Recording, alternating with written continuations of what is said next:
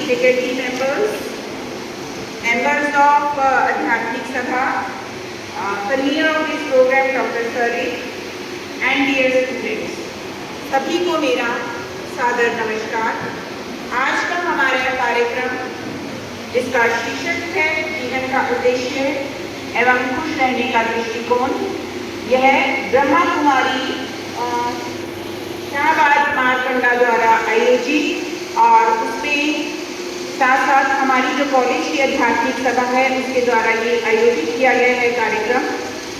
जैसा कि हम सब जानते हैं, आज हिंदी में समझने का क्या करें और इस बार पास हो 100% पास हो, क्योंकि आप लोग धीरे धीरे विकास में घूमेंगे। मुझे आपका स्वरूप देखकर समझ में आया। Here we go.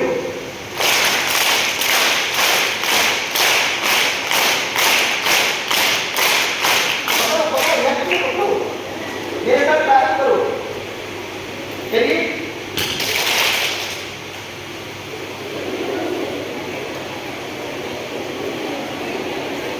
वाओ, पास हो गया। मुझे जोर से तालियां बजाइए। हाँ, मुझे पता है, अच्छे से। ओके ओके, चलिए। तो ध्यान और चलिए, समय कम है लेकिन मैं तो सही वर्ड बताता हूँ। वैसे गर्लफ्रेंड और लवर तो ठीक है। मेरा एक मुंबई का विद्यार्थी खड़े होकर कहता है, sir is it darling sir. मेरे बच्चों से पूछ नहीं तो थोड़ा गड़बड़। लेकिन एक महबूबा is a very beautiful word. उसका अगर इंग्लिश ट्रांसलेशन अगर हम देखेंगे, the beautiful word is beloved. क्या है बच्चों? हाँ, टीचर को मालूम था, बोले क्यों नहीं? शर्मा रहे थे। अच्छा बच्चों को क्या बात है, गुड। तो lieutenant John New York railway station में खड़े होकर अपने बिलवर्ड का इंतजार कर रहे थे। उस महबूबा जिससे वो बहुत स्नेह करते थे, और स्नेह तो आपके विजन स्टेटमेंट में भी मैंने पढ़ा था। स्नेह, सेवा और तीसरा कौन सा? सदाचार, राइट। तो लेफ्टिनेंट जॉन अपनी महबूबा के इतना स्नेह, जिससे वो बहुत स्नेह करते थे, इंतजार कर रहे थे, राइट। जिससे वो बहुत स्नेह करते थे, बहुत प्रेम करते थे, लेकिन आज तक अपनी महबूबा से मिले नहीं थे। Lieutenant John New York railway station में खड़े होकर यह सोच रहे थे कि उनकी अपनी महबूबा से परिचय कैसे हुआ था। He recalled those days.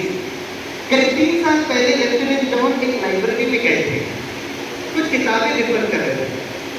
अचानक उनको एक किताब दिखाई दिया जिसमें किसी व्यक्ति ने उस किताब के बारे में रिकमेंड किया। किताब के अलावा पेपर में लिखा कि किताब जरूर पढ़ना चाहिए। तो लेफ्टिनेंट जॉन ने वो पेपर पढ़ा। Very wonderful thoughts, great thoughts, elevated thoughts, positive thoughts, energetic thoughts, creative thoughts, knowledgeful thoughts, pure thoughts, blissful thoughts, wonderful thoughts. तो लेफ्टिनेंट जॉन ने सारे विचार पढ़े। He was very impressed. तो लाइब्रेरियन के पास जाकर, सर आप बता सकते हैं ये पेपर किसने लिखा है? बोले एक ऐसी व्यक्ति है तो हमें हर किताब जो पढ़ती है उसको अच्छा लगता तो लिखती है। बोला सर उसका नाम क्या है? बोला हर नेम नैन्सी, राइट। बोला क्या उसका एड्रेस पूछ सकते हैं? क्यों नहीं। और लाइब्रेरी ने नैन्सी का ईमेल एड्रेस लेफ्टिनेंट जॉन को दिया। लेफ्टिनेंट जॉन खड़ा इमीडिएटली नैन्सी को ईमेल किया, Nancy you are beautiful, wonderful, great, मैं आपके विचारों से बहुत प्रभावित हुआ। तो नैन्सी का जवाब मिला, थैंक यू जॉन। और धीरे धीरे जॉन और नैन्सी के बीच में वार्तालाप होने लगा। कुछ समय के बाद वो बहुत अच्छे दोस्त बन गए। एक दिन लेफ्टिनेंट जॉन ने नैन्सी को मैसेज भेजा, Nancy can you please send me a photograph? आप अपना फोटोग्राफ देख सकते हो। तो नैन्सी का जवाब मिला, देखिए John, it is not important how we look, more important is how we think.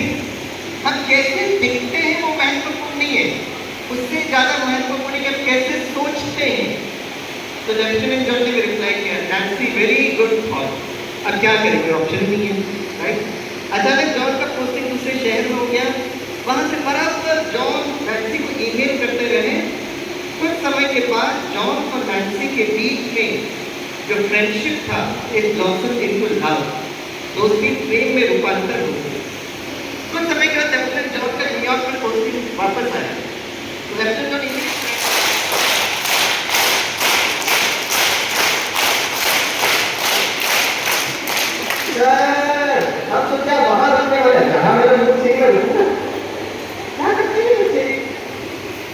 फिर से करते हैं।